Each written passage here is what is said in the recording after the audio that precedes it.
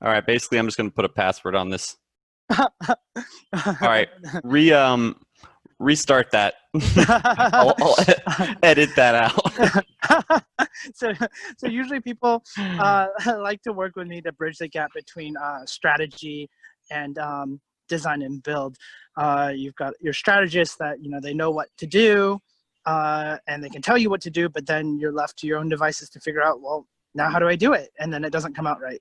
And then you got your designer developers. They can build it. They can build exactly what you want them to do, and it'll do exactly as you say. But is that really what it needs to be? Is that really what should be built? So I have to find myself kind of bridging that gap. Yeah, it's a pretty good description of what you do. I like that. Well, yeah, I mean, you guys are both, whenever I have conversations with either one of you, it always gets into the deep meat of things immediately. And I mean, I figured if you guys got together and started talking, you just go on for hours. So hopefully we stay focused on like what's really important here. But I think that the value for our audience and for people who are going to listen to this is, what do you do to prepare for the future in a world where it almost seems impossible to plan ahead, where the coronavirus came out of nowhere and things like that are happening all the time? How do you prevent yourself from being caught off guard and blindsided? Well, I think maybe I say, first of all, I was reading some articles, and I can't remember his name, but there's a gentleman who authored a book called The Black Swan. The lab. Yeah. So I'm surprised. See, Sunny and I could talk for a long time. That was Garrett. Oh, Garrett. Oh, it's Garrett. Awesome. Yeah, Another person I could talk to exactly. for a long time. Garrett's a philosopher. Okay. Wait, yeah. you should come over and we should have a campfire and just talk for a long time. It sounds good to me. But yeah, so I think he was saying that they had the coronavirus was not actually a black swan risk. It was a white swan, because they had said for a while that it was very, very likely. It's just not very frequent.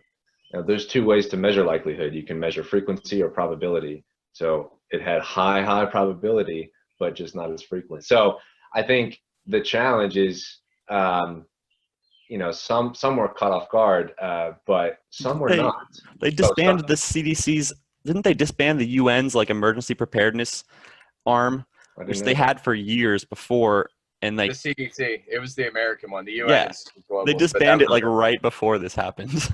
Didn't someone actually prepare something in like 2019 regarding like coronaviruses or some? Oh, no. It was regarding like pandemics, right? Like they released something about, was it Duke or UNC? They released something about like pandemic procedures, and then no one listened to them like the year later, and then it happened. Well, yeah, absolutely. So it's like, really the question is, are you looking ahead at the right level and with the right lens?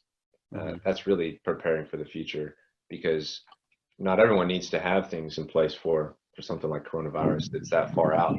But yeah, because like some companies were well prepared. They had things like a pandemic preparedness plan in place already, and some, like the ones in Asia, a lot of them learned from SARS and MERS and H1N1. So they had already got some things in place to prepare. But I actually think there's several parts to this. I'd say preparedness is one component, but then there's also discovering, I guess, or maybe anticipating, like being able to figure out what's even going to be a future problem. And then there's also the aspect of, like, I guess you could say, new problem solving, where I think we're also seeing a big shift in education and just like corporate strategy in general that says, we have acumen, we have everything that we've ever learned up to this point, and we can use what's been done to solve problems that have already happened, right? But as the market's getting faster and obsolescence is, also getting faster, can we prepare ourselves with tools and methods to be able to find problems before they become problems, and create solutions to problems that haven't been encountered before, or maybe we're encountering the same problems in a different context? Well, yeah, and I think to your point, Sonny, it's what level of uncertainty are you looking at? The part of that's driven by, you know, you can't just be prepared for all uncertainties, but you need to be thinking about the uncertainties that matter, right? Matter to you, right? Not everyone, not everyone has the same goals and objectives, and so uncertainty doesn't impact them in the same way. So, you know, risk is defined as the effect that uncertainty has on value or objectives. Oh, so I love you're that. trying to Quote achieve that. something. Yeah, that's from the International Standards Organization. And, you know, if you look at other definitions, there's some elements of riskiness or uncertainty, and then some elements of value. So you got to know what's a value. What are you trying to achieve? Sonny, I think you and I were talking about, or maybe we weren't, but Simon Sinek, who, you know, is big on why. What's your why? And if you know what your why is, then you can pivot. And pivoting is what you have to do when uncertainty happens, right? So all of the elements, for example, of the business model that you know, you may have assumed were kind of rock solid because of coronavirus, now they're up in the air. So the channel that you use to deliver value, or the type of customer relationship you have, or the type of product that you produce, all of that is potentially shifting, or has to shift or move. So if you don't know what your why is, you can't pivot accurately, right? You can't pivot in the ways that you need to take the right risks to achieve the value that you want to achieve. So yeah, I think the uncertainty and how you look at it, I mean, everything is uncertain, but you want to focus on the uncertainties that matter to you, and the ones that matter to your strategy, to what you're trying to achieve. Yeah, I'm curious, Sonny, from your perspective, because you work with a lot of people who are innovating, and one of the things that I think is a common human characteristic is when you face a situation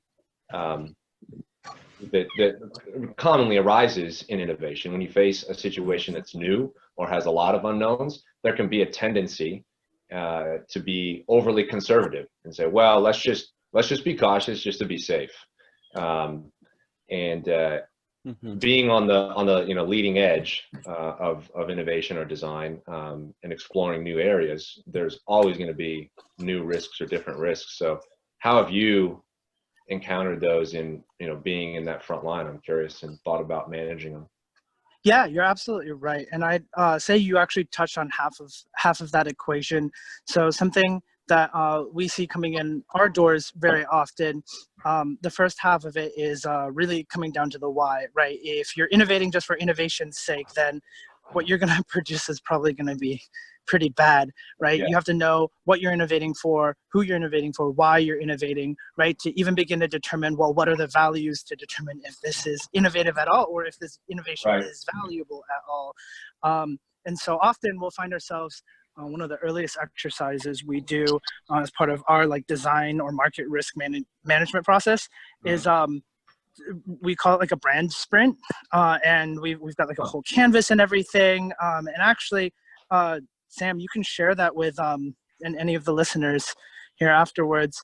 But it goes through everyone's values, which lead to your mission, which is what you're doing, right? Which results in the world that you imagine it could become, your vision, right? And from there, your promises and your traits and characteristics. Yeah. And at the heart of all of that is an organization's essence, or your essence, right? And I think understanding where all of these things come from allow you to make sure that whenever you are making a decision about innovation or about anything really, that it's always aligned with your core values, your core why. And then that gets us to the second part. If that's passive, right, making sure everyone's aligned to a core guide, the second part is active. Well, now how do you move forward, right? Because obviously being aligned doesn't necessarily create the innovation. It just makes sure you're creating the right innovation. And so we look at the design process, innovation process, really, when you do it strategically, it's not about, a lot of people might just define being cautious as being conservative, but I actually truly think if you're being cautious, then you're going to kind of cover all your grounds, right? And so the design process says, what if we go through a cycle of diverging and converging, right? Diverging meaning taking one thing and turning it to many. Converging meaning taking many things and turning it into one. So whenever you come up with a new idea, rather than a shotgun approach where you shoot once and it kind of goes out a bunch of ways and you make a big investment or commitment to it, and then you put it on the market and you find out, whoa, that's not what we thought it was going to do, and it looks like we discovered this other thing. Man, if we didn't spend so much on it, we'd have more budget to continue to innovate in the right direction, right? And then you have to course correct and adjust.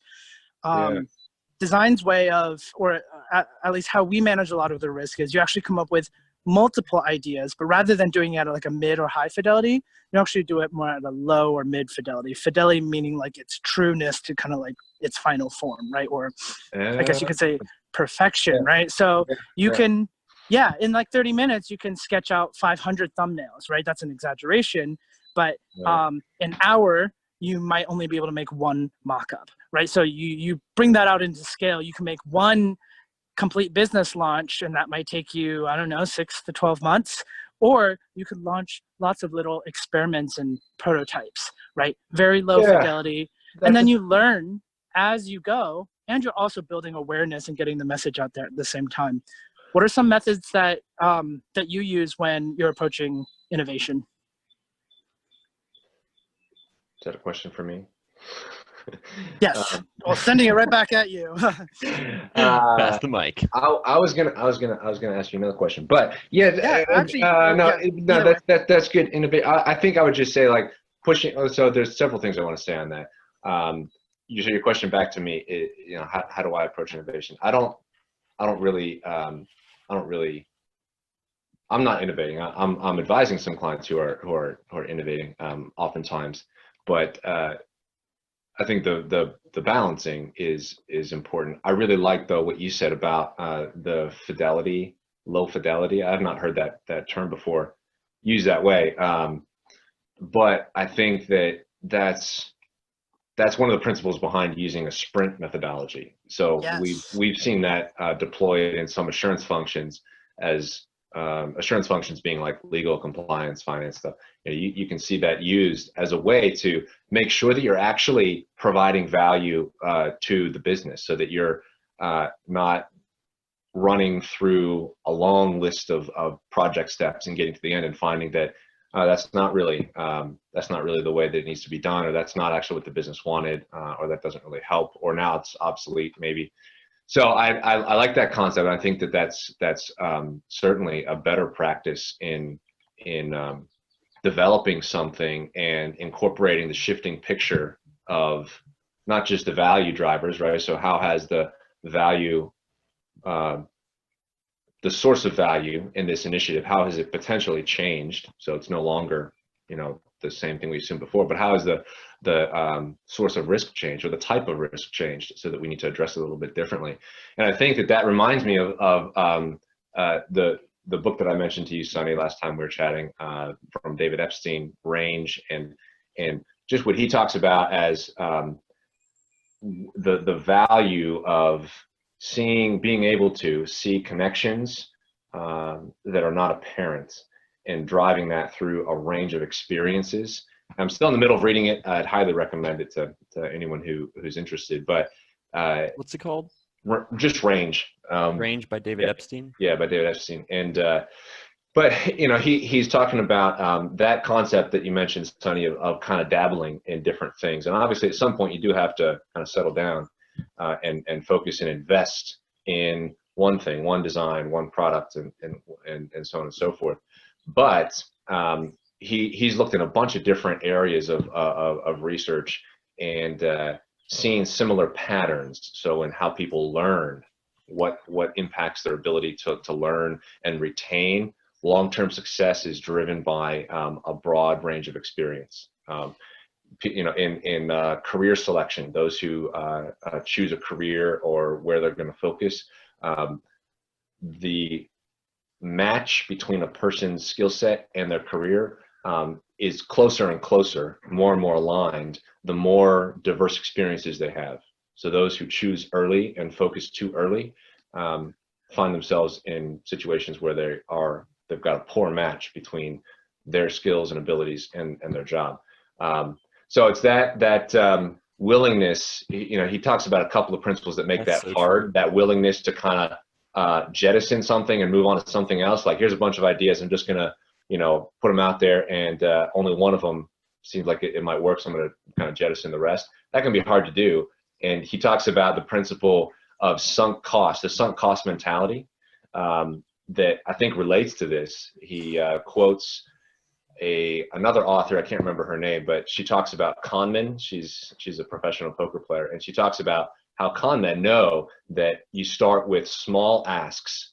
You know, you got a mark, you're trying to get them to invest in a scheme. You start with small things, because once someone invests something, even if they know, or even if they're uncertain about how it's going to turn out, they are unwilling to abandon that cost, even though it's a sunk cost.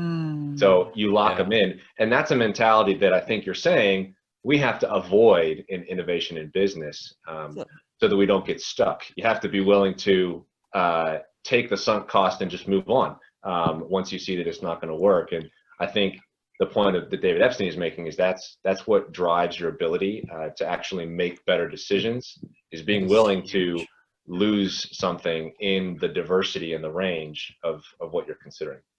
Absolutely. I guess you could almost say, like, a good analogy for that would be you're building a 100-story skyscraper, and you've already built up to floor 20, but then you realize on floor 1 there was a mistake you made, and now you won't ever be able to make it to 100 stories, only to 50 stories. Do you take down the 20 stories and then build back up another skyscraper? Technically you should, because otherwise, you know, it's already sunk cost. You already know that it's not going to be as valuable as it could have been, or it was the wrong answer. And so it's interesting how it seems like with ranged and the discussion thus far, that you could almost say exploration and thoughtful experimentation seems to be a very effective tool in managing risk when it comes to charting new territory, right? You know, innovating in a space that hasn't quite been fully forayed before. It's almost kind of like widening your net, right? And then you see all of the fish that are in the net, and you pick the best ones out of there. Interesting. Yeah, rather than just like spearing one at a time, because then what are the chances that you might never even find the best fish when we look at it this way? It's almost like if you didn't explore enough of the options, even in its low fidelity, how would you even know that the option that you did end up going with is truly the option that you should have gone with? Mm-hmm. Yeah, and I think that there's implications for risk, just in terms of seeing the bigger picture and not getting so siloed. One of the challenges in risk management is that you just can't see everything, and that's exponentially more so true at large organizations where you have a lot more people involved and everyone sees just a small picture. Much harder. At the smaller the size, it's easier, but it's still, there's a tendency to get too siloed, and when that happens, you miss the outside view. So you don't have the ability to evaluate independently outside. I talk to clients all the time on the phone, and I'm not necessarily telling them things that are rocket science or amazingly, mind-blowing, but I am providing, from all the other clients that I've talked to, the outside perspective, and they find that really valuable because you just don't realize what you don't know. It's not like you can self-reflect and say, you know what, I don't know this. I should probably know this. It's just not within your range of consideration. And I think taking that approach that we're talking about of an innovation process or a development process, or even just a business idea process, a process of kind of running through business ideas that is not irresponsible in its cadence, so we're just running around spending money without any direction, but is got a structured kind of sampling that helps to get a broader view of what risks and more efficient ways to manage them as well. That's interesting. One last takeaway from the Epstein book, and then I'll pause, but he talks about in the beginning, and he weaves the example throughout the book, the story of now I'm blanking on his name. Oh shoot, who's the guy who? Yeah, start another story. The painter who painted the Michelangelo? No, the Sistine Chapel? No, the Scream with that Oh, strange Edward dog. Munch. Edward Munch, Okay. No, I was way off. something like that. I don't know. No, it's not him. Oh man, I can't remember. I was just reading this the other day. That is ridiculous. Close enough. Anyway, regardless of his name, Scream. We know the painting. We know the yeah, painting. Yeah, it's Edward Munch. It's Edward Munch. No, it's that's not the name, and so I may have told you the wrong painting. I don't know. Just forget I said that. But the painter, right? Just So wipe this, the records. this famous painter, yeah. So he, but his path to success was extraordinarily varied, and he spent very little time on these different areas. He was a preacher for a little bit of time. He worked in a bookstore. He, throughout his life, he didn't really know what he wanted to do, and he didn't really get into painting until much later in life. And he revolutionized it once he did, but he spent all that time understanding and squeezing out of each endeavor everything that he needed to know about himself. So he didn't waste time on it. He fully invested. He was a hard worker. He just poured himself into all of these different, very diverse pursuits. And Epstein's argument is that is what enabled him to eventually blossom into something that was groundbreaking. But he never really, from the very beginning, he never really pursued that as a goal, right? As opposed to someone like Tiger Woods, who is like, Tiger always wanted to be good at golf. Yeah. Right. But I'm gonna look it up. Someone else talk. I've heard this before, Is it Monet? No, it's not Monet. But I do like Monet. Yeah. In fact, I spent a lot of Monet in Paris. So it kind of sounds like, as you gain each of these experiences, not only are you learning more about yourself and the world, but also how all of these things are interconnected in those systems. It grants you several things. It grants you flexibility, right? Should hardship like COVID perhaps show up, right? Yeah. Because you've already kind of explored all of these different avenues. You already have a sense of what it's like. So you've got a leg up. You're already further down the path than everyone else. But it also sounds like you with can each pivot of these into another little area too. Exactly. Yeah. With each of these little endeavors, you're kind of building up your grand library of knowledge. Right. So that when you do make the commitment or each subsequent commitment, you're able to make a stronger and better commitment. It's almost like in this ranged book, he's taking sort of an iterative approach to life, really. And it sounds like this method of thoughtful experimentation, when applied to innovation or risk management, can really be applied to just about anything. Because at the end of the day, it seems like it kind of takes its roots back to the understanding of like opportunity cost and applying that to your life, right? Because, you could spend a lot of time on a lot of little things and gain a lot of knowledge, so you know which one is truly the path that you're going to be the most successful on, right? But if you commit too early, too soon, too hard, right, maybe you waste your time for 5 years. I think the Tiger Woods analogy, I heard that somewhere else, and it reminded me just of how much time and energy I invested in getting into medical school.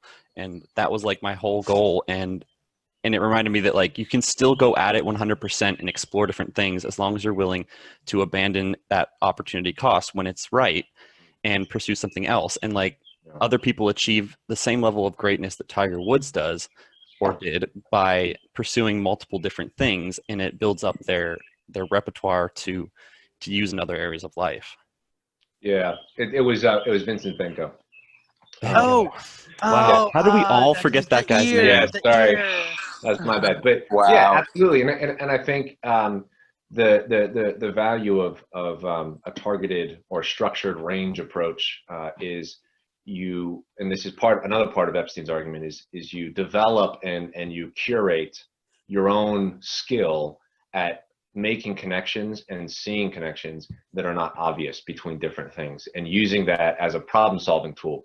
So you can see a similarity from a different scenario that will help you solve the problem that you're currently facing. And I think I would imagine from the perspective of business development and new ideas and innovation, I would imagine that principle holds true as well, that as you face new challenges that you're trying to design and solve, or if you face I'm not even sure what sorts of challenges you would face in design and innovation. But But it doesn't matter. They're Well, the, that it doesn't work like you thought it would, right? That's Yeah. probably the biggest one.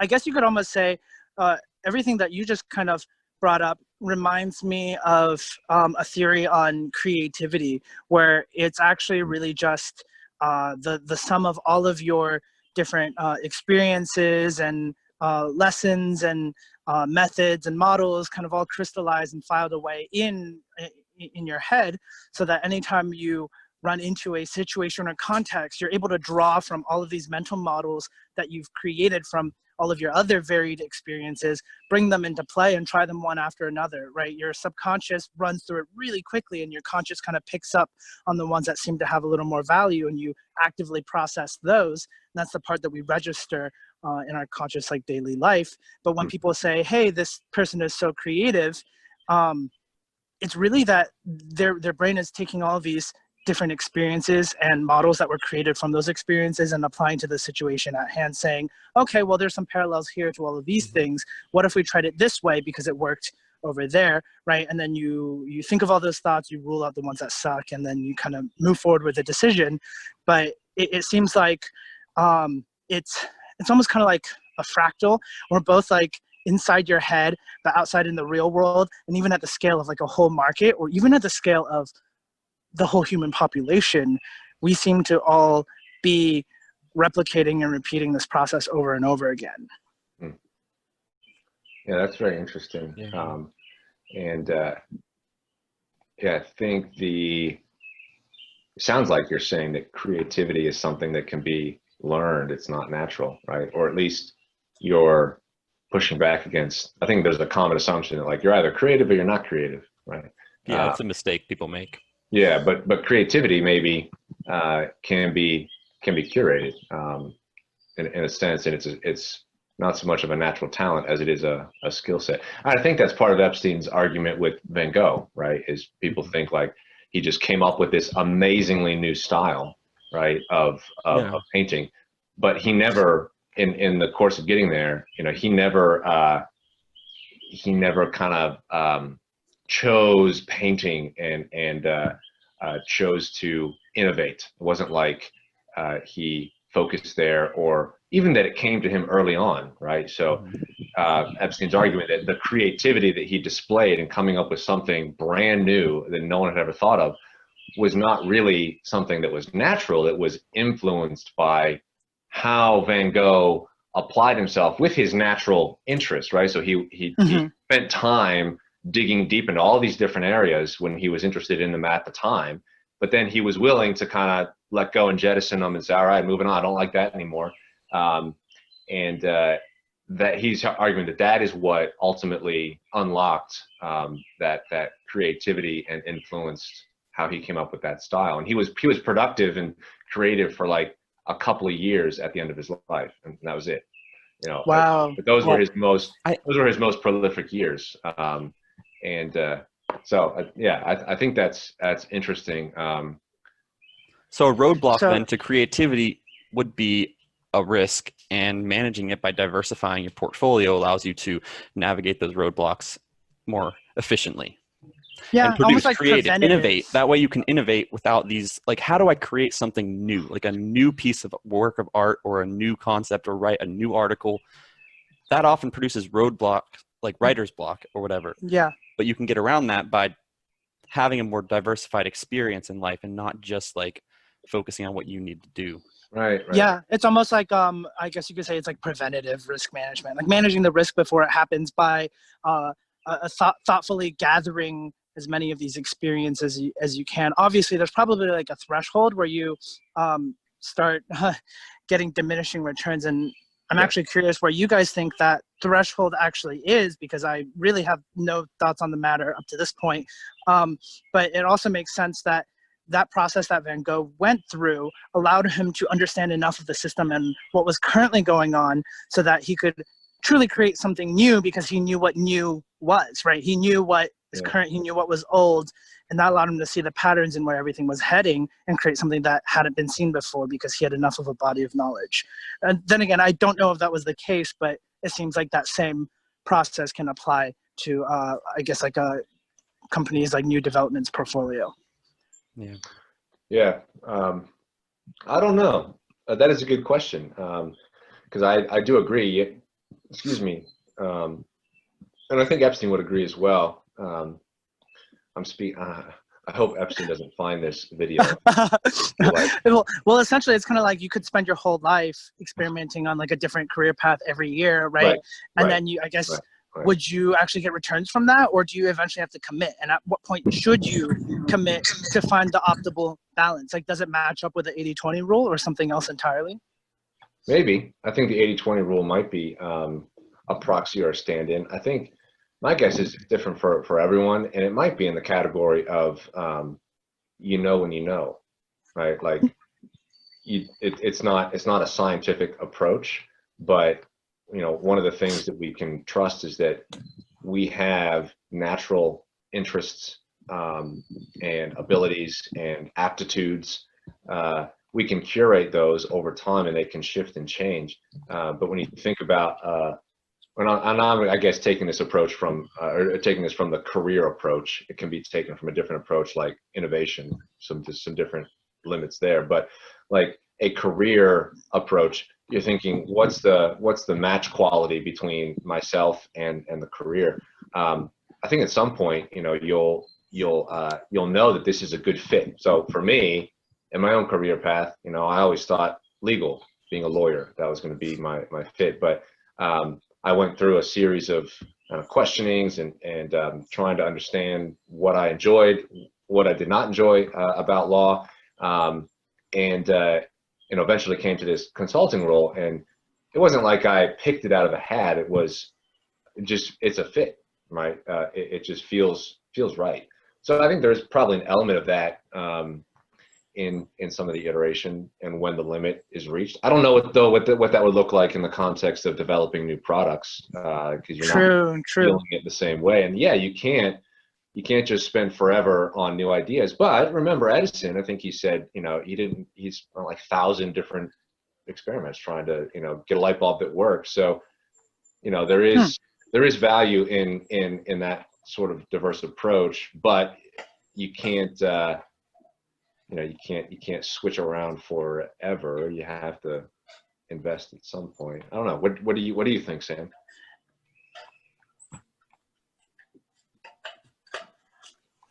Sam?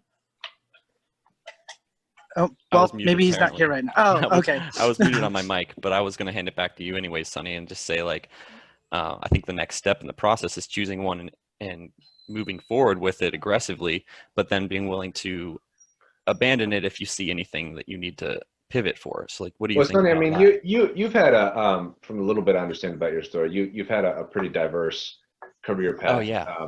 And you know, you could say it's a little bit similar to yours. Like well, how I ended up being a consultant was, I think I always had the aptitude for it, right? Consultants get to face a variety of problems, and you get to bring knowledge from other problems into the new problems, and offer like a third party point of view. I guess like with the companies I work with, maybe they've started one company or two companies, right? But I've been involved in the starting of some 300 companies. And so you tend to learn certain patterns, right? Mm-hmm.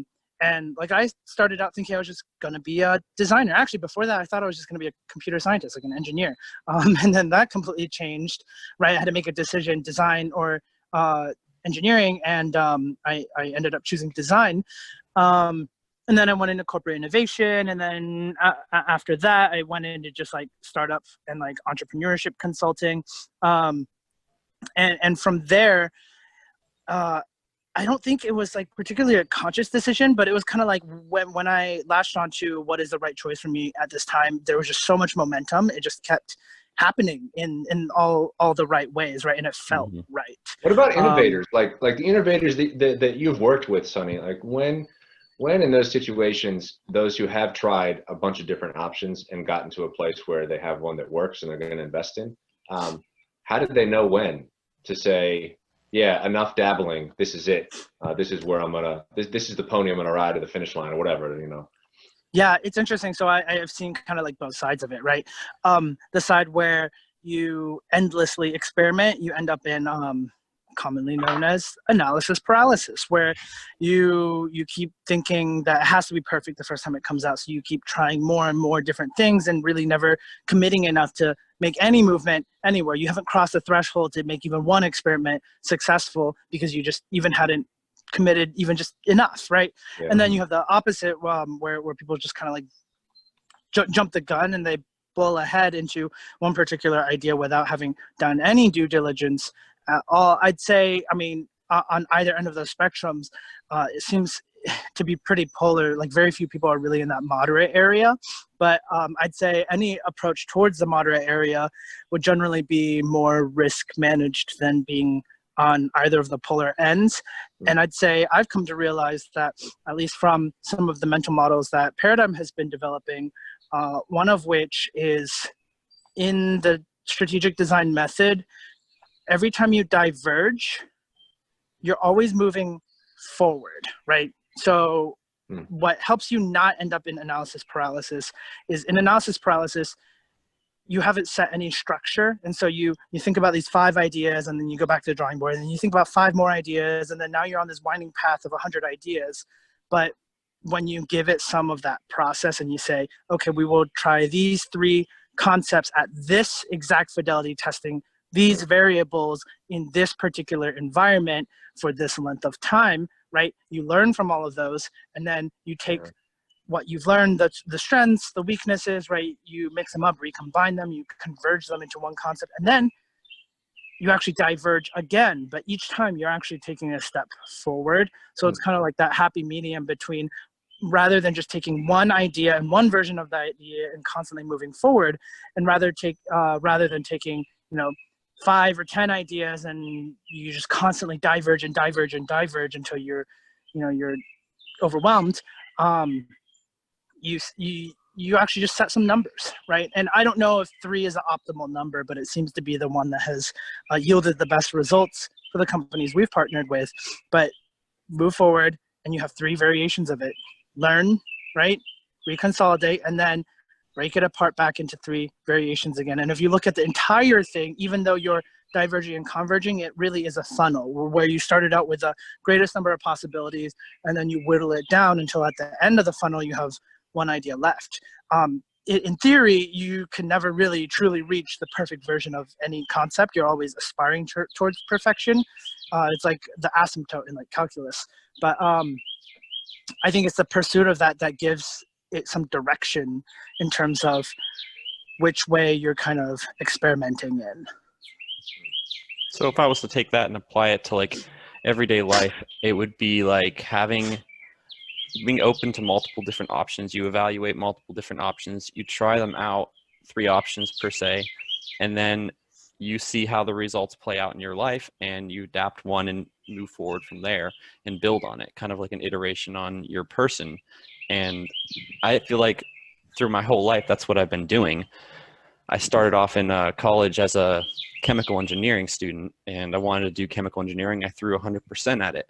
And then at the end of my 4th year, or middle of my 4th year, I realized that's not what I was going to be doing. I did not like working in a factory, and even in research and development, it just felt not right for me. So I took what I learned there and went to biochemistry, and that taught me a ton of stuff about the human body. And then I pursued medical school, and I learned everything that I could about anatomy and medicine in general, and worked in medicine. I went over to Kenya, I worked there, delivered babies, scribed for a doctor for years. And then I streamed for a while and got into programming and coding, wrote AI and neural networks and machine learning stuff, and learned Python and all that fun stuff. And that all taught me an entirely different world about the power of our technological age. And then from there, I realized I could provide a service for people. Just a lot of people don't know how to do stuff on computers the way that I do. Just from my background, I built computers, played with computers since I was 12. So that led me into more of a service and providing websites and servers for people. And then I met Sunny, and all of that culminated into being able to be a really useful tool in developing these businesses, because I have a diverse background. I have the ability to see across different fields of business and fields of life, really. And I can kind of put them together, from whether it was something I learned in Eagle Scouts to something I learned working in a hospital. And that's allowed me to pivot very quickly when I realize, whoa, this is something I don't know. I need to learn. Like, I need to stop, learn, adjust. Maybe I need to get somebody else to do it for me. Maybe I need to learn from somebody. So it's almost kind of like you diverged into engineering, science, and technology, and then kind of converged to the Sam that you are today. Oh yeah. I think there is a principle that, in order to determine when you've tried enough, you have to be able to act confidently amidst uncertainty.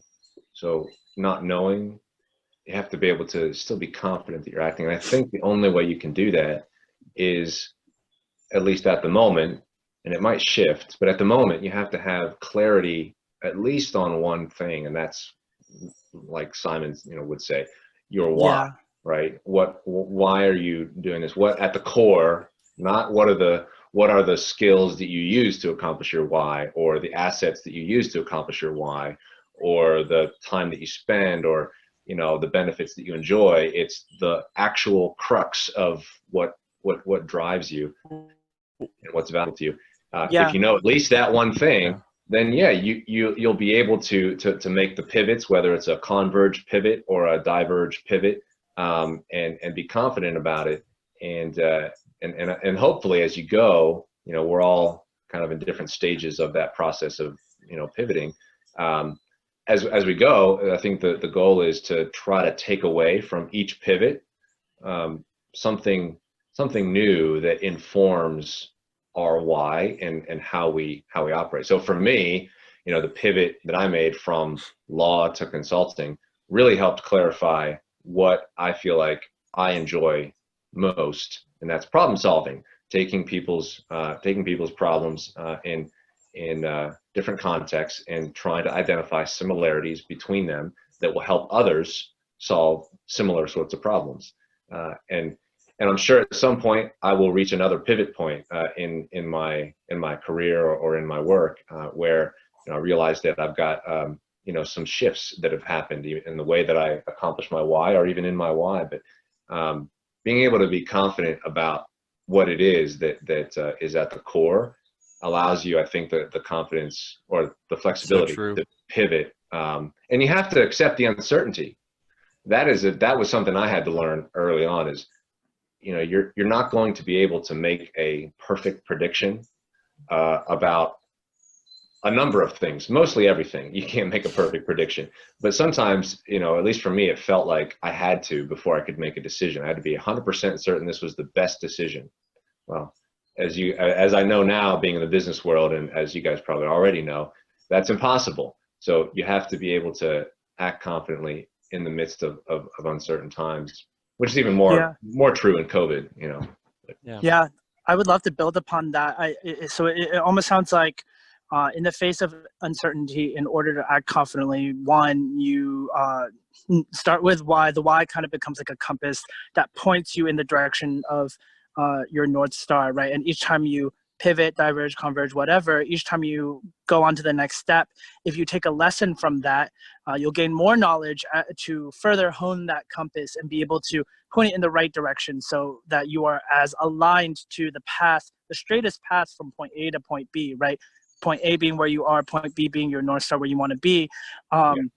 Constantly refining that line. And as you're learning more about the landscape around you and the context around you, it made me realize that, at least in my own life, or at least in some of our strategies, something that helps us be confident even in the face of uncertainty is setting guidelines and boundaries. So not that you need to know what the answer is, but saying, I will try X for a certain amount of time, and if my results cross this threshold, then I will do this, and if they don't cross that threshold, then I will do this.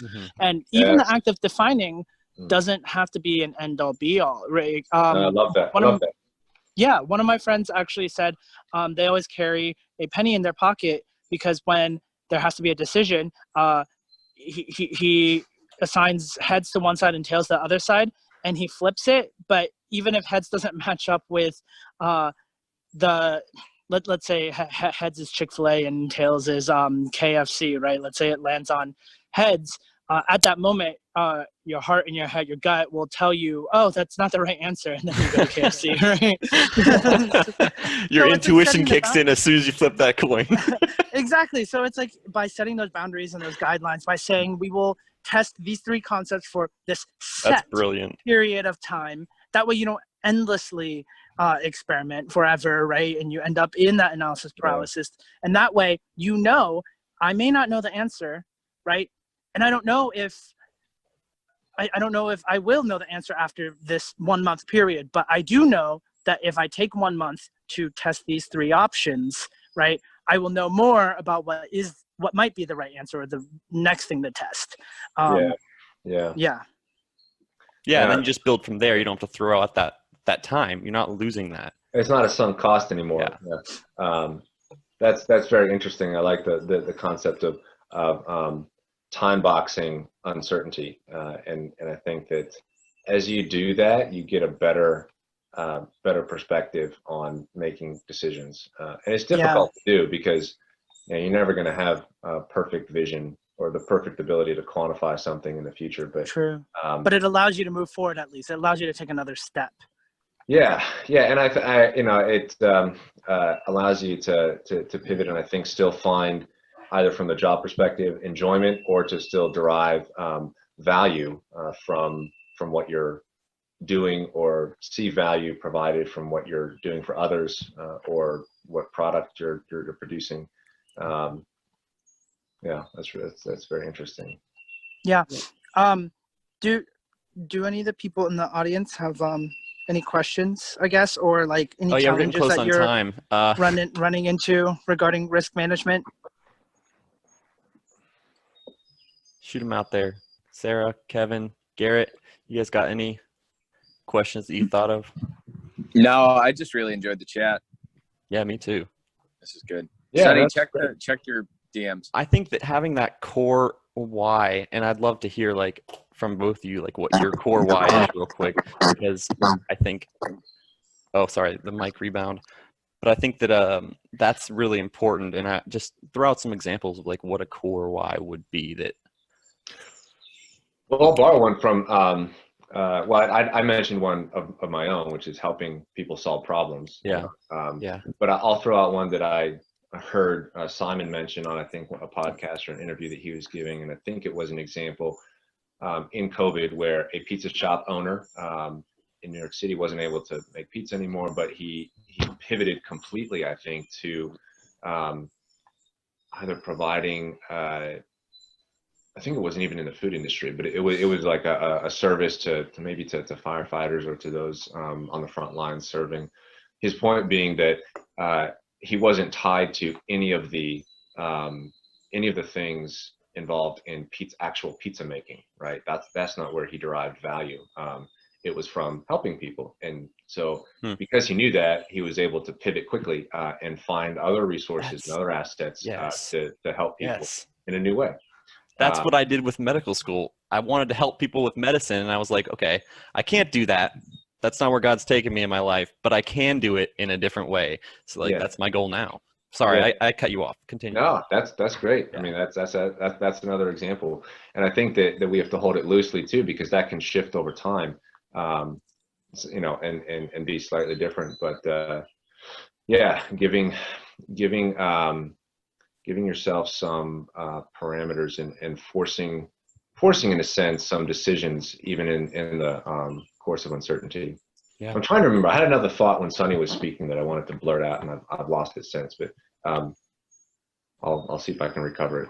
Well, hey, when you think of that thought, save that for the campfire. Hey, yeah. Whether or not I do, campfire is still on my list. So.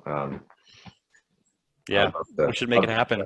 We should have a campfire discussion, and somehow we can record that and just get some great discussion going. Yeah. All right. Well, if there's no more questions, I think we'll walk it out here. I really appreciate you guys coming in and taking this time out of your day to to talk with me and to share these thoughts on what it means to be prepared and to consider the possibilities in the future, because I think it's vital and something in our generation. We live in the moment so much and can ignore the impending doom that is often so obvious to those from the outside. But if we don't do this process, if we don't pause and think about our future and plan for it intentionally, we're asking for things to catch us off guard and to cause roadblocks and to throw us a loop and inevitably cause more stress in our lives and damage to our relationships and our bodies. So this has been great, very helpful for me. I don't know about you guys, but if you have anything else to say, I mean.